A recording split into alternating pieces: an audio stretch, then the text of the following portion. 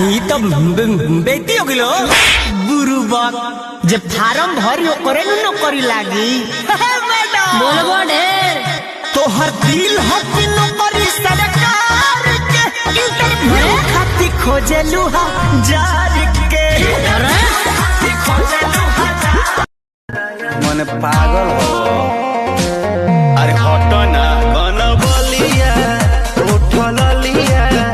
अभी बात नया नया जनी बना तू बेहाया कर दाया रो दिसाया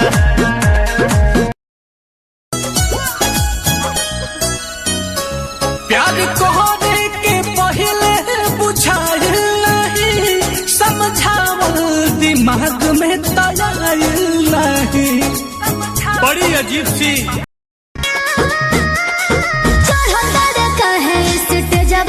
आधा जो हिरान के है आधा बबुआन के तो जाय दी अरे से जल बोला कवन बात के निसादा तोहरा में ये कहो बतावे कर ड्यूटी छोड़ा देब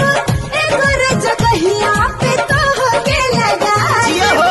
लेट जनी कर सेट हमरा के काला उठो